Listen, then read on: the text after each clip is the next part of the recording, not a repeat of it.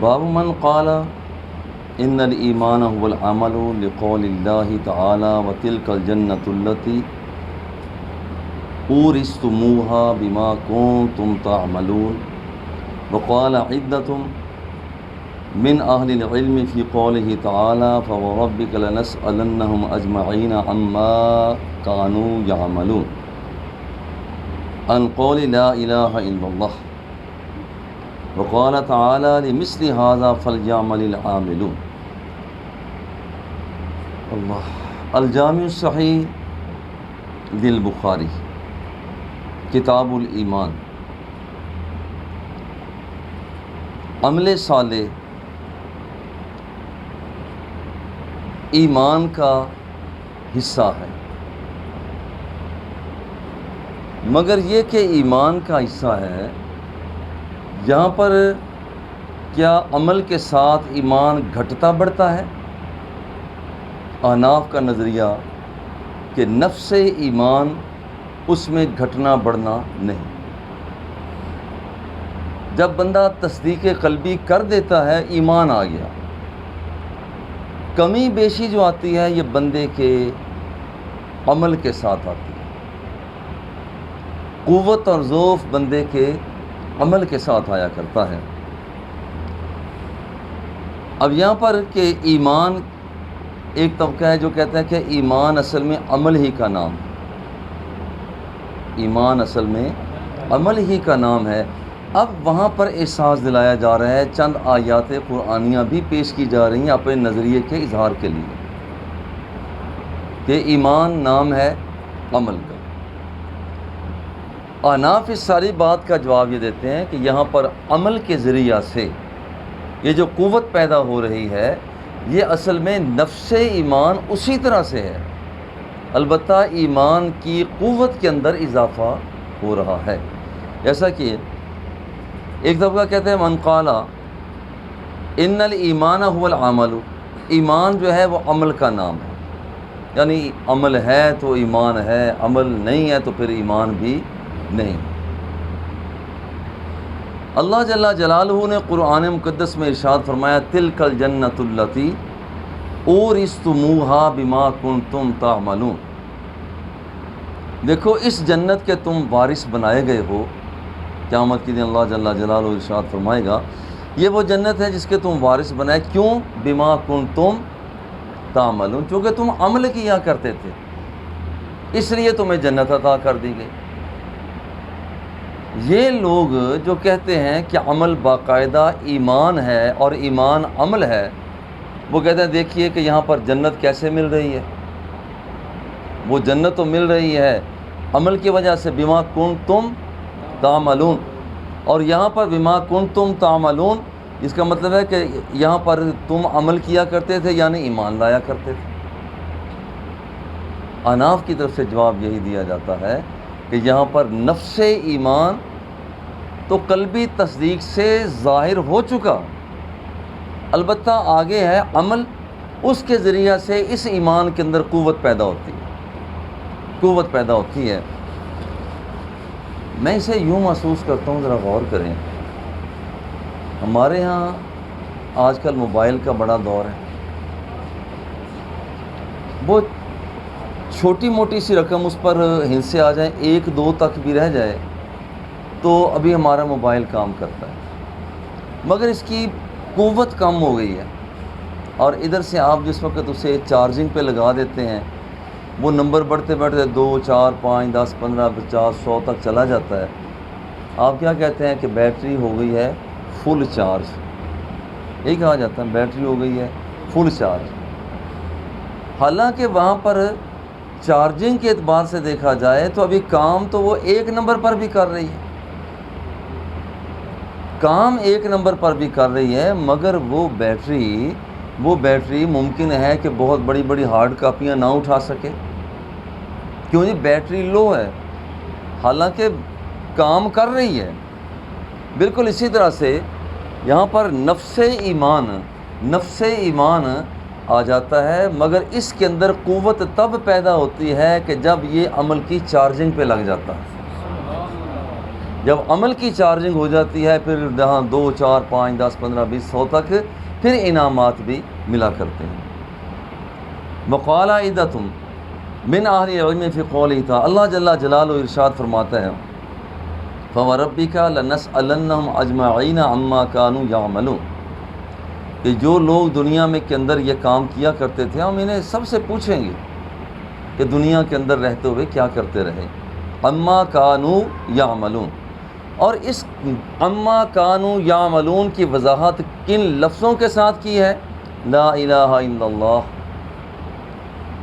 لیکن جو تم عمل کیا کرتے تھے ہم اس کے بارے میں پوچھیں گے. اور وہ عمل سے کیا مراد ہے؟ عمل سے مراد ہے لا الہ الا اللہ. مگر یہاں پر یہ بات ذہن میں رکھیے کہ یہ جو کہا جاتا ہے لا الہ الا اللہ، حالانکہ صرف یہاں پر تو حکم ہے لنسألنہم اجمعین عما کانوا یعملون، جو عمل کیا کرتے تھے اس کے بارے میں ہم پوچھیں گے.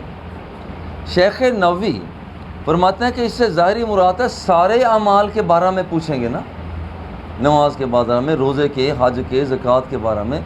صرف اس کی تشریح، توضیح، تعبیر صرف اس کے ساتھ کرنا کہ تمہارے کلمہ کے بارے میں پوچھیں گے، کہتے ہیں یہ تو ترجیح بلا مرجح ہے. یہاں پر اس بات کے پوچھنے کے لیے وہ کون سا ایسا زور ہے جو کہا جائے کہ ہم تم سے پوچھیں گے عما کانوا یعملون، جو تم عمل کیا کرتے تھے، اور عمل سے مراد لے لیا جائے کلمہ طیبہ، تصدیق کا کرنا. اسے یہی مراد لینا یہ تو ایک زائد سی بات ہے. اللہ جل جلالہ نے فرمایا عما کانوا یعمل، جو کچھ بھی کام کیا کرتے تھے اس کے بارے میں ہم سوال کریں گے، اور وہ صرف کلمہ طیبہ کے بارے میں تو نہیں. یعنی ثابت کرنے والوں یہ ظاہر کرنا چاہ، دیکھیے عمل نام ہے لا الہ الا اللہ، کیونکہ یہاں پر ہے نا کہ عما کانوا یعملون، اور اسے تعبیر کیا کی؟ لا الہ الا اللہ. انہوں نے یہ ظاہر کرنا چاہے کہ دیکھیے اس سے مراد لا الہ الا اللہ کی تصدیق ہے، ہم اس کے بارے میں پوچھیں گے.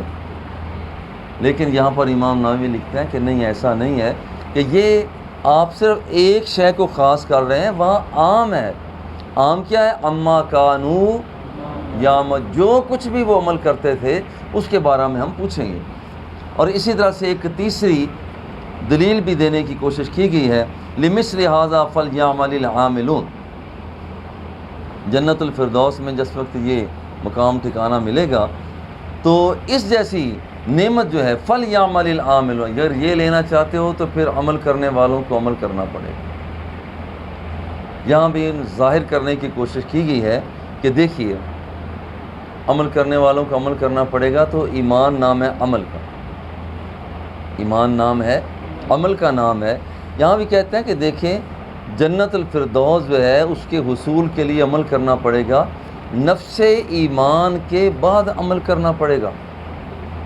نفس ایمان تو آ گیا، یعنی ایمانی طاقت تو آ گئی، لیکن ایمانی طاقت کے بعد یہ کام کرنا پڑے گا.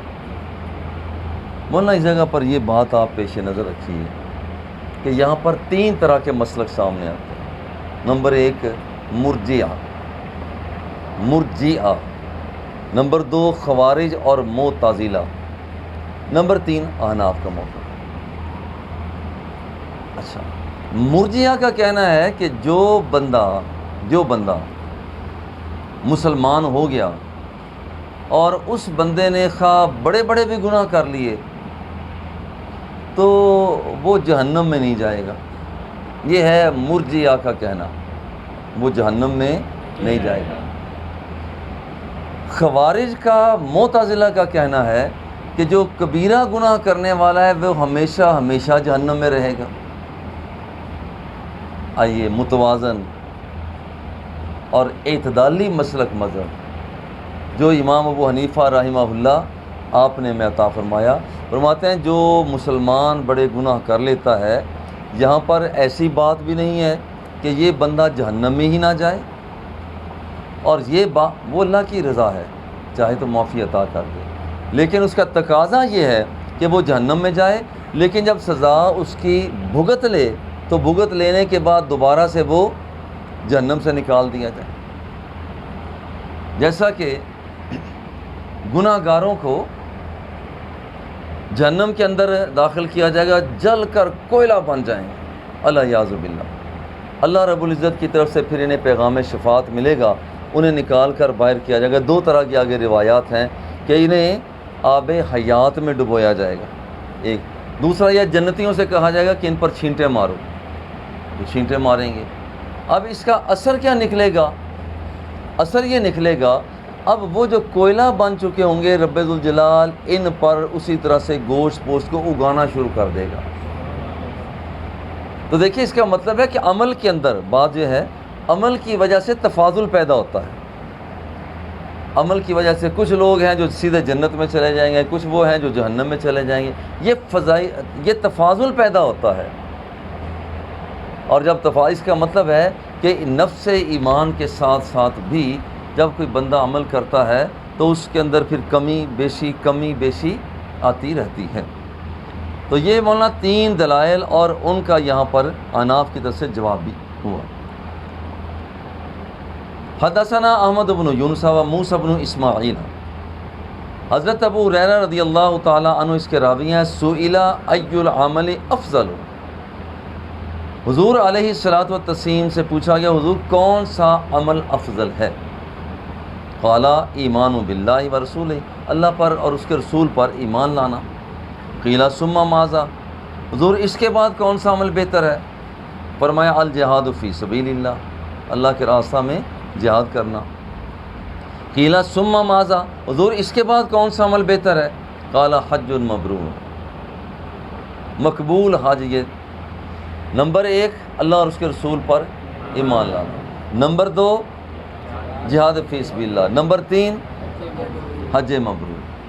اچھا مولانا، حضور علیہ الصلوۃ والتسلیم سے یہ والا سوال ایک مرتبہ نہیں ہوا، یہ کئی مرتبہ ہوا ہے۔ جیسے حضرت عبداللہ بن مسعود رضی اللہ تعالیٰ عنہ فرماتے ہیں میں نے حضور سے پوچھا ای العمل احب الی اللہ عز وجل، سب سے بہترین عمل اللہ کی بارگاہ میں کون سا ہے؟ تو آپ نے ارشاد فرما دیا الصلاۃ علی وقتہا، وقت مقررہ پر نماز ادا کرنا۔ دیکھیے یہاں پر ای العمل میں وقت مقررہ پر نماز پڑھنے کا ذکر نہیں ہے۔ قلت ثم ای، حضور اس کے بعد عمل کون سا بہتر ہے؟ قال بر الوالدین، والدین سے اس سے سلوک سے پیش آنا۔ قلت ثم ای، حضور اس کے بعد عمل کون سا بہتر ہے؟ فرمایا الجہاد فی سبیل اللہ۔ دیکھیے حضور سے یہ یا اسی طرح کے ایک اور ہے، حضرت ابو ہریرہ رضی اللہ تعالی عنہ فرماتا ہے کہ میں نے حضور علیہ الصلوۃ والتسلیم سے عرض کی حضور من احق الناس بحسن صحابتی، سب سے زیادہ میں پیار کس سے کروں؟ آپ نے فرمایا اماں سے، اماں سے، اماں سے، پھر والد سے فرمایا۔ یعنی سوالات کے جوابات حضور علیہ الصلوۃ والتسلیم نے، سوال ایک ہے جواب مختلف ہے۔ ایک صحابی نے سوال کیا حضور کون سا عمل بہتر ہے؟ فرمایا یہ عمل کرو۔ دوسرا کون سا؟ یہ عمل کرو۔ تیسرے نے کہ اور کچھ سوال وہی ہے، فرمایا یہ عمل کرو۔ اس کی وجہ یہ ہے کہ حضور علیہ الصلوۃ والتسلیم مخاطب جو پوچھ رہا ہوتا تھا اس کی حالت کا جائزہ لیا کرتے، اس کی سکیننگ کیا کرتے کہ اس بندے کو ضرورت کس چیز کی ہے۔ آپ جھانک کر دیکھ لیتے، جیسے نا اتقوا فراست المومن فإنہ ینظر بنور اللہ، بندہ مومن کی فراست سے بچو کہ وہ اللہ کے نور کے ساتھ دیکھا کرتا ہے۔ تو جو اللہ کی طرف سے بھیجا ہوا ہو ہی نور، تو اس کی فضیلت اور اس کی بصیرت کا عالم کیا ہوگا۔ اگر پوچھنے والا پوچھتا کہ حضور کون سا عمل بہتر ہے، سرکار محسوس کرتے کہ اس کے لیے اس وقت ہجرت ضروری ہے، فرماتے چلو ہجرت کرو۔ اگر ایک آدمی پوچھتا حضور کیا ضروری ہے، کیا کروں، آپ فرماتے والدین کی جا کر خدمت کرو۔ حالانکہ ہجرت بھی کی جا سکتی ہے، لیکن اسے فرماتے ہیں جا کر والدین کی خدمت کرو۔ تیسرا پوچھا حضور کون سا عمل بہتر ہے، حضور علیہ الصلوۃ والتسلیم ارشاد فرماتے ہیں اس بندے کو ضرورت ہے اس وقت کہ اس کے اندر ایمان راسخ ہو۔ حضور فرماتے ہیں کہ اللہ اور اس کے رسول پر ایمان لانا سب سے بہتر ہے۔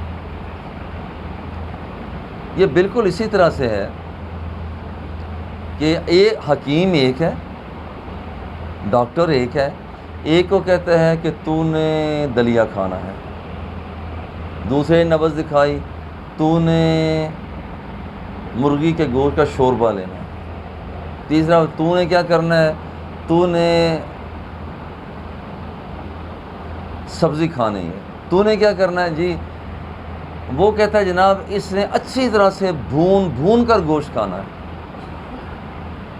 اب یہاں پر کیا کہا جائے گا، بتانے والا تو ایک ہی ہے، مگر جس کو دلیا کی ضرورت تھی اسے کہا کہ تو نے دلیا کھانا ہے، جسے شوربے کی ضرورت تھی اسے کہا تو نے شوربے کے ساتھ کھانا ہے، جس کو یہاں پر سبزی کی ضرورت تھی سبزی کے ساتھ، جس کو بھون کر گوشت کھانے کی ضرورت تھی اسے یہ کہا۔ کوئی یہ اعتراض نہیں کر سکتا اسے بھنا ہوا گوشت بھی کہا جا رہا ہے اور اس کے لیے دلیا کہا جا رہا ہے۔ بھئی اس کی طبیعت کا تقاضا یہ ہے، اس کی طبیعت کا تقاضا یہ ہے۔ قیل ثم ماذا قال الجہاد فی سبیل اللہ، قیل ثم ماذا قال حج مبرور۔ باب اذا لم یکن الاسلام علی الحقیقۃ وکان علی الاستسلام او الخوف۔ دیکھیں دو طرح کے لوگ ہوتے ہیں، کچھ لوگ ہوتے ہیں کہ اسلام ان کے دل کے اندر گھر کر جاتا ہے، ان کی عظمت کیا ہی بات ہے۔ کچھ لوگ وہ ہوتے ہیں کہ جو اسلام کو قبولیت کرتے ہیں نا، قبول کرتے ہیں، وہ صرف اوپر سے کرتے ہیں، اندر سے نہیں کرتے، یعنی وہ مومن نہیں ہوتے، کیونکہ ایمان کا تعلق ہے دل کے ساتھ، کہ دل کے ساتھ بندہ تصدیق کرے آمنت باللہ و ملائکتہ و کتبہ و رسلہ والیوم الآخر والقدر خیرہ و شرہ من اللہ تعالی والبعث بعد الموت، اللہ پر ایمان، نبیوں پر ایمان، فرشتوں پر ایمان، کتابوں پر ایمان، یہ مولانا دل کی تصدیق کو کہا جاتا ہے۔ اچھا یہ بن جاتا ہے ایمان، اور جب اس کے زیر اثر بندہ نماز پڑھتا ہے، روزہ رکھتا ہے، زکوٰۃ دیتا ہے، حج کرتا ہے، اب اسے کہا جاتا ہے اسلام۔ اور کچھ لوگ ایسے ہوتے ہیں متاثر ہو کر ظاہری حرکات و سکنات تو کرتے ہیں مگر اندر سے وہ ایماندار نہیں ہوتے، یہ اندر امر مبتن ہے، اس کے بارے میں ہم پہچان نہیں سکتے۔ یہی وجہ ہے کہ ایک صحابی حضور علیہ الصلاۃ والتسلیم کی بارگاہ میں حاضر ہوتے ہیں، اور یہاں پر اذا لم یکن الاسلام علی الحقیقۃ وکان علی الاستسلام، کہ وہاں پر صرف ایک آدمی ظاہری انقیاد کو اختیار کرتا ہے یا خوف کی وجہ سے، اللہ جل جلالہ ارشاد فرماتا ہے قالت الاعراب آمنا، عرابی کہتے ہیں کہ ہم ایمان لے آئے ہیں۔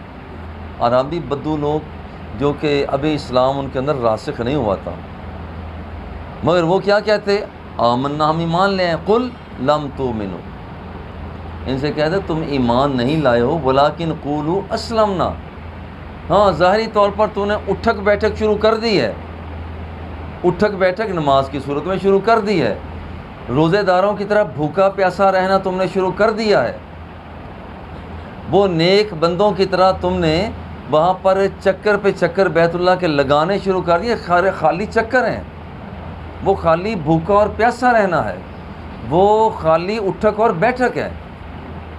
یہ ظاہری حالات تم نے اختیار کیے ہیں تاکہ تمہیں مفادات حاصل ہو جائیں، مگر یاد رکھو تم کہتے ہو ہم ایمان لائے، یوں نہ کہو کہ ہم ایمان لائے، تم کہو کہ ہم اسلام لائے ہیں، ظاہری حرکات و سکنات کر رہے ہیں۔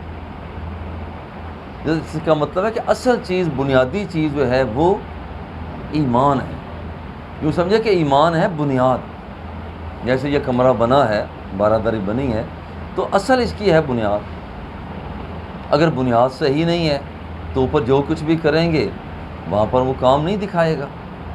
تو اصل بنیاد ہے ایمان، کے دل سے بندہ، اندر سے بندہ مسلمان ہو، جب اندر سے بندہ ایمان لاتا ہے، تصدیق کرتا ہے، اس کی پاور بڑھ جاتی ہے۔ کبھی آپ دیکھیں بلی کمرے میں بند ہو نا، آپ اس کے پیچھے بھاگتے ہیں، تنگ کرتے ہیں، تو بالآخر بلی آپ کے سامنے سیدھی ہو جاتی ہے۔ کبھی غور کریں، بلکہ کبھی کتے اور بلی کو آپ دیکھیں، وہ پہلے تو آگے لگ کے بھاگتی ہے، مگر جب بلی یہ محسوس کرتی ہے کہ اب بھاگنے کی گنجائش باقی نہیں ہے، وہ سیدھی ہو جاتی ہے۔ اسے سیدھا کس نے کیا؟ اسے سیدھا اس کے اندر کی ایک پاور نے کیا ہے۔ اندر ایک پاور ہوتی ہے، وہ سمجھتی ہے کہ یہاں پر میں نے حیران ہوا کہ کتے اور چیتے کی آپس میں یہ کوئی ہے بات کہ کتا چیتے کے ساتھ لڑائی کرو اور پھر چیتا جو ہے دم دبا کر بھاگ جائے؟ بات سمجھ میں نہیں آتی. مگر میں نے دیکھا کہ یہاں پر ایک کتا لڑائی کرتا ہے چیتے کے ساتھ، چیتا دم دبا کر بھاگ جاتا ہے جنگل کی طرف. کیوں؟ ذرا غور کریں. ایک چھوٹی اور معمولی سطح پر ہم دیکھتے ہیں کہ اس کے اندر نے کہا کہ چلو یہ جانور کا اندر جب مضبوط ہو جائے، جانور کا اندر مضبوط ہو جائے وہ چیتے سے لڑ جاتا ہے. جانور کا اندر مضبوط ہو جائے وہ چیتے سے لڑ جاتا ہے. اگر بلی ہو تو وہ کتے سے لڑ جاتی ہے، اندر مضبوط ہو تو ان سے لڑ جاتا ہے. بندہ مومن کا جب اندر مضبوط ہوتا ہے تو وہ شیطان سے لڑ جاتا ہے. اور یہ وہ پاور ہے، یہ قوت ہے اور یہ ایمانی طاقت ہے کہ جس وقت یہ لے کر آگے بڑھتا ہے پھر وہ شیطان، جیسے وہ میں نے کہا چیتا بھاگ گیا، وہ شیطان دم دبا کر بھاگ جاتا ہے. یہی وجہ ہے کہ حضرت عمر رضی اللہ تعالیٰ عنہ کے بارے میں سرکار فرماتے ہیں جہاں پر جس راستے پر میرا عمر آ رہا ہوتا ہے سامنے شیطان اسے دیکھتا ہے تو عمر کو دیکھ کر وہ بھاگ جایا کرتا ہے. بندہ اندر سے مضبوط ہو، نمبر 1. تو اس لیے یہاں پر کہا کہ اعراب یہ نہ کہیں کہ ہم ایمان لے آئے ہیں، بلکہ وَلَٰكِنْ قُولُوا أَسْلَمْنَا فَإِذَا كَانَ عَلَى الْحَقِيقَةِ فَهُوَ عَلَىٰ قَوْلِهِ جَلَّ. اور جب بندے کے دل کے اندر ایمان راسخ ہو جاتا ہے پھر اس کا اظہار ان لفظوں کے ساتھ ہوا کرتا ہے ان الدین عند اللہ الاسلام.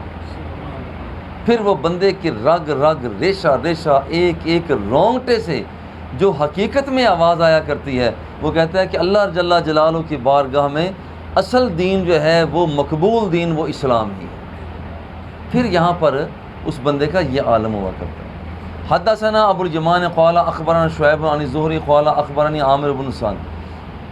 اللہ اکبر، یہ مولانا بڑی پیاری روایت ہے. حضرت سعد رضی اللہ تعالیٰ عنہ، اور یہ بڑی جلیل القدر شخصیت ہے، عشرہ مبشرہ میں سے ہیں جن 10 صحابہ کو حضور نے فرمایا تھا تو بھی جنتی ہے، تو بھی جنتی ہے، تو بھی جنتی ہے. اور وہ حدیث پاک جو مشکات المصابیح میں ہے کہ ایک بھیڑیے نے بات کر کے ایک یہودی سے کہا تھا کہ میں انسان کی طرح بات کر رہا ہوں، اس پر تعجب نہ کر. اس سے زیادہ تعجب کی بات یہ ہے، اس سے زیادہ تعجب کی بات یہ ہے کہ مدینہ منورہ میں ایک بندہ آ گیا ہے اور وہ کرتا ہے یخبرکم بما مدا وما ہوا کائن الی یوم القیامہ. وہ گزرے ہوئے زمانے کی بھی خبریں دیتا ہے اور آنے والے حالات کو بھی بیان کر دیا کرتا ہے. اب یہ اور وہ حضور علیہ الصلاۃ والتسلیم کائنات کے آقا، وہ حالانکہ قیامت آنی بعد میں، لوگوں نے جنت میں جانا ہے بعد میں، مگر میرے آقا فرماتے ہیں تو بھی جنتی ہے، تو بھی جنتی ہے، تو بھی. 10 بندوں کو جنت کا مجدہ سنا دیا. بعض کو تو جنت کا مجدہ سنایا. اب سے دیکھیں اللہ اکبر، حضور کے ساتھ پیار کرنے کا صلہ کیا ملتا ہے. ایک صحابی بھاری آواز کے تھے، حکم نازل ہو گیا آوازوں کو بلند نہ کرو، لا ترفعوا اصواتکم فوق صوت النبی، آوازوں کو بلند نہ کرو. انہوں نے آنا چھوڑ دیا. حضور نے بھیجا، انہیں بلایا گیا، کیوں نہیں آئے؟ حضور آواز بھاری تھی، میں نے کہا کہیں بے ادبی نہ ہو جائے. حضور علیہ الصلوۃ والتسلیم پیار میں آ گئے. حضور نے فرمایا اما ترضیٰ ان تعیش حمیدا وتقتل شہیدا وتدخل الجنۃ. حضور علیہ الصلوۃ والتسلیم نے ارشاد فرمایا دیکھ تمہیں میں مژدہ جاں فضا یہ سناتا ہوں، رب ذوالجلال تمہیں جام شہادت عطا فرمائے گا. اور یہ دینے کے بعد فرماتے اما ترضیٰ، راضی ہو گیا؟ جس کا مطلب ہے کہ میرے نبی کے تھیلے کے اندر اور بھی بہت سی چیزیں ہیں، اگر تو راضی نہیں ہو اچھا میں تمہیں ایک اور چیز بھی دیتا ہوں.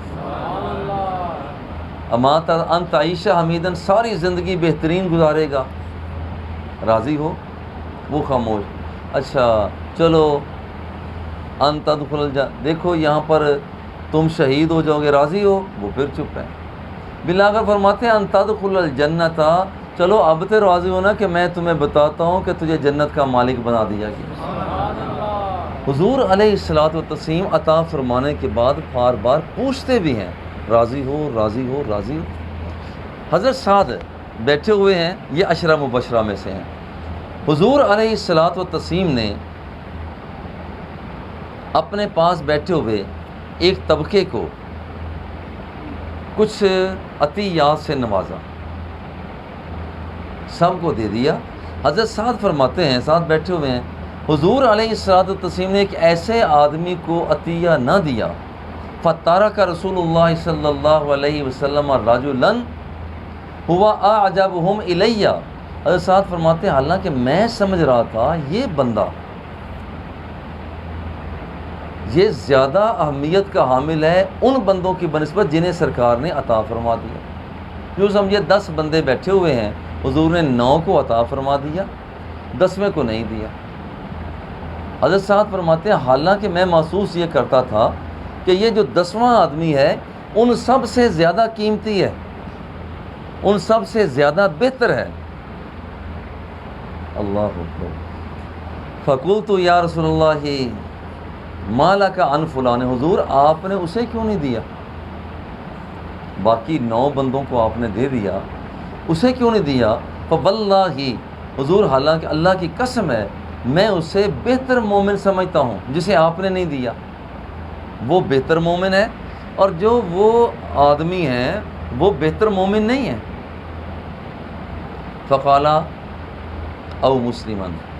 یہ جو تم ساتھ کہہ رہے ہو نا کہ یہ بہتر مومن ہے، یہ کہا کہ یہ بہتر مسلمان ہے، تم نے تو صرف اس کے ظاہر کو دیکھا نا. یعنی حضور نے یہ نہیں فرمایا کہ یہاں پر وہ ایماندار نہیں. ساتھ اصل میں ایمان کا تعلق ہے بندے کے اندر کے ساتھ، دل کے ساتھ. وہ تو نے جھانک کر نہیں دیکھا، تم نے تو اس کے عمل کو دیکھا ہے کہ نماز پڑھتا ہے، روزے رکھتا ہے، زکوٰۃ دیتا ہے، حج کے اندر اس کا عمل دخل ہے. لیکن یہ تو کہا جا سکتا ہے کہ یہ بہترین مسلمان ہے، مگر یہ نہیں کہہ سکتے ہو تم کہ یہ بہترین مومن ہے. حضرت سعد فرماتے ہیں میں چپ ہو گیا تھوڑی دیر کے لیے، مگر بات تو اندر اس نے کھلبلی مچائی ہوئی تھی. جب وہ دوبارہ میں نے غالب آئی بات تو میں نے پھر پوچھا حضور یہ آپ نے باقیوں کو دے دیا اسے نہیں دیا، حالانکہ حضور میں تو اسے بہترین قسم کا مومن سمجھتا ہوں. حضور نے فرمایا او مسلمان. تم کہتے ہو مومن، میں کہتا ہوں یہ بہترین مسلمان ہے. فسکت، میں پھر تھوڑی دیر کے لیے خاموش ہو گیا. ثم غلبنی، پھر جو میں نے پوچھنا تھا اس بات نے غلبہ کر لیا. ما عالم منہ فقعدت لمقالتی. کہتے ہیں کہ میں تو پھر فعدت لمقالہ، پھر میں نے بات کو لٹایا. میں نے پھر کہا وہی حضور یہ بندہ زیادہ مومن ہے بنسبت ان کی. حضور نے فرمایا اصلاح کرو، زیادہ مسلم کہو، کیونکہ مومن کا تعلق اندر سے ہے اور اسلام کا تعلق ظاہری حرکات و سکنات سے ہے. جس کا مطلب ہے جتنے ہم نماز پڑھ رہے ہوتے ہیں انہیں مسلمان تو کہا جا سکتا ہے، اب مومن کے بارے میں کہ یہ مومن بھی ہے اس کے بارے میں کیا پتہ، اس کا تعلق تو اندر کے ساتھ ہوتا ہے. قال یا سعد، اب 4تھی مرتبہ سرکار ارشاد فرمانے لگے اے سعد تو نے 3 مرتبہ کہا ہے کہ یہ بندہ زیادہ مومن لگتا ہے ان کی بنسبت. دیکھو یا سعدو، اے سعد انی لعوت الرجل وغیرہ احب الی منہ. دیکھو بعض اوقات مجھے بندہ اچھا ایک لگتا ہے مگر میں دیتا دوسروں کو ہوں. ذرا غور کریں، اچھا وہ لگ رہا ہے مگر میں دے باقیوں کو رہا ہوں. اچھا وہ لگ رہا ہے، ذرا رک کر سوچیں. بعض اوقات بندہ محسوس کرتا ہے شاید حضور کی طرف سے مجھے عنایات نہیں ہو رہی. یہ بندہ بعض اوقات محسوس کرتا ہے شاید کہ یہ عنایات مجھے نہیں ہو رہی، جو حضور علیہ الصلوۃ والتسلیم دیتے ہیں مجھے اس کا احساس نہیں ہو رہا. جو وہ فرماتے ہیں میں اس کا وجدان نہیں کر رہا، تعقل نہیں کر رہا، میں سن نہیں رہا. اور ایک ایسا بندہ جو ابھی وہ چند اس نے باتیں کی ہیں تو وہ کہتا ہے جی میں تو سرکار کی عنایات کو پا رہا. وہ بندہ ذرا غور کریں، وہ بندہ جو پڑھتا ہے، پڑھاتا ہے، سنتا ہے، سناتا ہے، نماز ہے، روزہ ہے، حج ہے، زکوٰۃ ہے، درود شریف ہے، کلمات ہیں، طیبات ہیں، اچھی چیزیں ہیں، راتوں کو جاگنا ہے، اشراق ہے، چاشت ہے، اوابین ہے، نوافل ہیں، وہ سمجھتا ہے کہ مجھے حضور کی عنایت نہیں ہو رہی، لیکن اسے یہ نہیں سمجھنا چاہیے، حضور کے یہ جملے اس کے پیش نظر رہنے چاہیے۔ میرے آقا فرماتے ہیں ایسا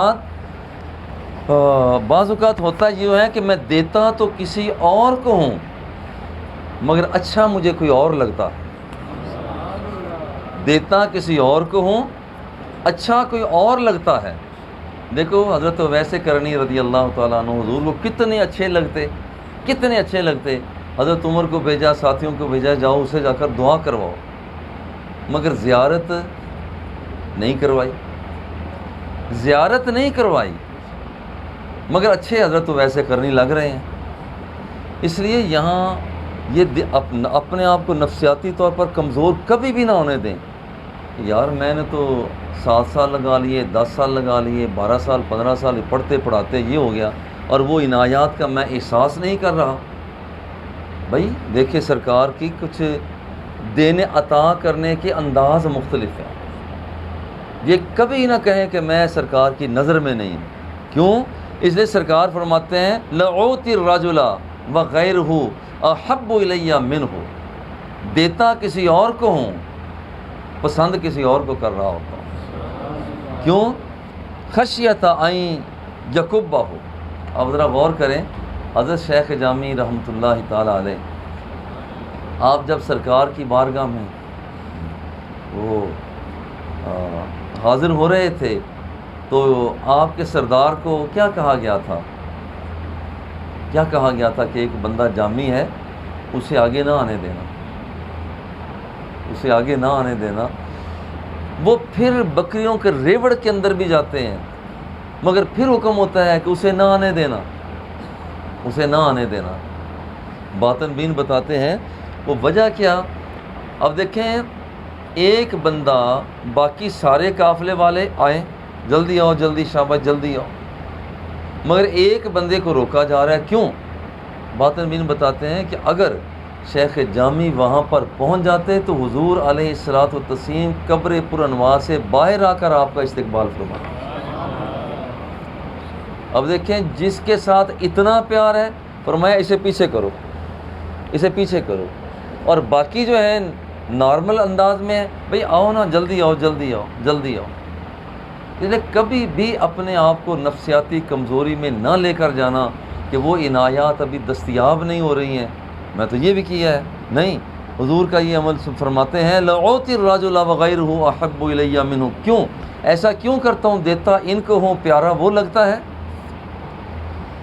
کہتے ہیں کیوں، کیا وجہ کیا ہے؟ خشیۃ ان یکبہ اللہ فی النار، وجہ یہ ہے کہ جو لوگ جدید الاسلام ہوتے ہیں وہ اتنے پیارے نہیں ہوتے، پیارے وہی ہوتے ہیں جو قدیم الاسلام ہوتے ہیں، مگر جدید الاسلام کو میں اس لیے دیتا ہوں کہ کہیں یہ بندہ نفرت میں نہ آ جائے، کفر یا کلمہ نہ بول دے اور اس کی وجہ سے یہ بندہ جہنم میں نہ گر جائے، ورنہ پسند وہ بندہ ہے، پیارا وہ لگتا ہے، عطا اسے کیا جا رہا ہے۔ اللہ دیکھیے اس کی ایک اور مثال، حضور علیہ الصلوۃ والتسلیم جب تقسیم فرمانے لگے تو بائیں جانب حضرت ابوبکر صدیق بیٹھے، دائیں جانب چھوٹی عمر کے ایک صحابی بیٹھے۔ حضور علیہ الصلوۃ والتسلیم کائنات کے آقا آپ ابوبکر صدیق کو ترجیح دینا چاہ رہے ہیں، لیکن فرماتے ہیں جی میں ابوبکر کو دے دوں؟ وہ کہتے ہیں جی اگر یہ اعزاز کی بات دائیں طرف سے شروع کرنا ہے تو میں اپنی طرف سے تو پھر کسی اور کو اعزاز نہیں دیتا۔ اب دیکھیں حضور علیہ الصلوۃ والتسلیم کا دل وہاں پر پھنسا ہوا ہے، لگا ہوا ہے، مگر آپ تقسیم ادھر سے ہی کر رہے ہیں۔ میں ایک مرتبہ حضرت قبلہ قائد ملت اسلامیہ حضرت اشاہ احمد درانی رحمۃ اللہ تعالیٰ آپ کی زیارت کے لیے حاضر ہوا حاجی احسان لاکھ فریدی صاحب بھی تھے، اکٹھے ہم گئے، تو انہوں نے مجھے بہت پیار کیا، میرا بھتیجا آ گیا، میرا پیار آ گیا، بہت انہوں نے شفقت کی، انہوں نے چائے منگوائی۔ اب مجھے پتہ تھا کہ یہاں پر میرے ساتھ جو اتنا پیار کیا ہے، یہاں حاجی صاحب بیٹھے ہیں، یہاں ایک اور بیٹھے ہیں، یہاں میں بیٹھا ہوں۔ آپ قبلہ جب چائے عطا فرمانے لگے، میں ذرا جلدی سے اٹھا کہ چائے میرے ساتھ جو اتنا، میری وجہ سے چائے منگوائی ہے، مگر آپ خاموش ہو کر چائے دائیں طرف سے دینا شروع کر دیں۔ اب ذرا غور کریں کہ وہاں پر یہ پروٹوکول تو باقیوں کو بھی آپ نے میری وجہ سے عطا فرمایا، پیار ادھر لگا ہوا ہے مگر عطا ادھر لگی ہوئی ہے۔ تو اس لیے کبھی ایسا ہو جاتا ہے کہ بلا بابا جی رحمۃ اللہ تعالیٰ علیہ آپ اسی طرح سے عطا فرمایا کرتے، لیکن بعض اوقات ہوتا یوں کہ یہاں پر جس کے ساتھ پیار فرمایا اسے بالکل آخر میں، بلکہ خود پیتے رہتے، چائے پیتے رہتے، اور آخر میں کہتے ہیں بھائی چائے تم بھی پی لو۔ تو یہ عطا ہوتی ہے، کبھی اپنے آپ کو نفسیاتی کمزوری میں نہ آنے دینا۔ یکبہ اللہ فی النار ورواہ یونس و سالم و معمر و باب افشاء السلام من الاسلام۔ دیکھیے یہاں پر کتاب الایمان ہے اور ایمان کی مختلف چیزوں کو ذکر کیا جا رہا ہے، ایمان کے شعبوں کو ذکر کیا جا رہا ہے، اسلام کے شعبوں کو ذکر کیا جا رہا ہے۔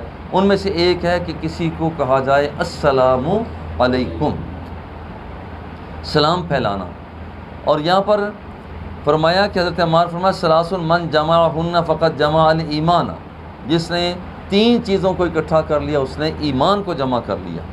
الانصاف من نفسک، اپنے نفس کے ساتھ انصاف کر، اپنے نفس کے ساتھ جس نے انصاف کو جمع کیا۔ نمبر 1 نفس کے ساتھ انصاف کیا ہے؟ اپنی قوتوں کے اندر اعتدال پیدا کر لیا جائے، قوت عقلیہ، غضبیہ، شہوانیہ کے اندر اعتدال پیدا کر لیا جائے۔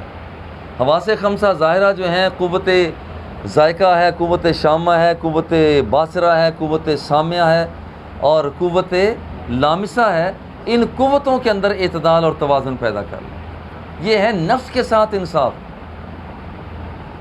مجھے اچھی طرح یاد ہے کہ جب میں پڑھتا تھا تو تقریباً ساری رات جب گزرتی پڑھتے پڑھتے الحمدللہ، بابا جی ایک دن تشریف لائے، آپ فرمانے لگے مولانا آپ کو یہ نہیں پتہ کہ حضور نے یہ فرمایا ہے لنفسک علیک حق، تیرے نفس کا تیری ذات کے اوپر حق ہے، اگر اسے اتنا کھپاؤ گے تو اسے کام کیسے لے سکو گے؟ یہ بات سمجھنے کی ہے کہ وہاں پر انصاف کس کے ساتھ کرنا ہے؟ نفس کے ساتھ انصاف کیا جائے، یعنی اپنی صلاحیتوں کو، قوتوں کو اللہ کے نام پہ کر دیا جائے۔ وبذل السلام للعالم، دنیا جہان والوں کے لیے سلام کو عام کرنا۔ ہمارے یہاں کیا ہوتا ہے، بندے کو پرکھتے ہیں سلام کرنا ہے یا نہیں کرنا، بعد میں کرتے ہیں۔ یہ نہ پرکھو، جو بندہ بھی ہے دل صاف ہو جاتا ہے، دل بالکل صاف اور شفاف، جو بندہ جانتا ہے نہیں جانتا آپ اسے کہیں السلام علیکم۔ ہاں جو بندہ متکبر ہو اور آپ محسوس کرتے ہیں کہ اسے میں السلام علیکم کہتا ہوں، یہ تو تکبر اس کا اور بڑھ جاتا ہے، تو اس کی اصلاح کے لیے اسے سلام نہ کریں، چونکہ تکبر کرنے والے بندے کو جب آپ نے کہہ دیا السلام علیکم اور اس کی سرشت، اس کی عادت کے اندر وہ بدی ہے، تو مولانا وہ اس بات کو وہ اور رونت میں آئے گا اور تکبر میں آئے گا، یا تو اسے سلام نہ کرو۔ ہاں اگر ایک آپ سمجھتے ہیں کہ بار بار اسے سلام کرنے کی وجہ سے اس کے اندر عجز پیدا ہو جائے گا، آپ اسے ضرور سلام کریں۔ والانفاق من الاقتار، اور دیکھیے کہ جس وقت بندہ محتاج ہو، جس وقت بندے کو خود اپنے ضرورت ہے، اس وقت راہ خدا پہ عطا کرے۔ اور یہ بہت بڑا، یہ بہت مشکل کام ہے کہ کل کیسے گزرے گی، بندہ آج کا ساز و سامان اللہ کی بارگاہ میں پیش کر دیتا ہے۔ تو اس وقت یہ 3 چیزیں ہیں کہ جس وقت آ جاتی ہیں تو بندہ ایمان کو جمع کر لیتا ہے، نفس کے ساتھ انصاف کرنا، السلام علیکم جانتے ہوئے نہ جانتے سب کو کہنا، اور ضرورت کے وقت میں خرچ کرنا۔ حدثنا قتیبہ بن خالد، ایک آدمی نے حضور علیہ الصلوۃ والتسلیم سے عرض کی ای الاسلام خیر، اسلام کی کون سی خصلت بہتر ہے؟ اب دیکھیں پہلے بھی ایک سوال آیا تھا حضور کون سا عمل بہتر ہے، اور اب یہاں پر کون سا ای الاسلام خیرون، کون سا عمل یعنی اسلام کی کون سی خصلت بہتر ہے؟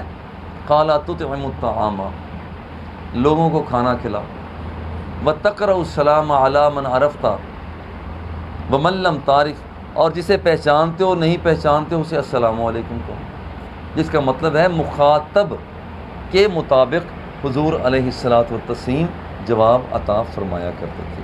وصلی اللہ تعالی علی حبیبہ و آلہ و اصحابہ۔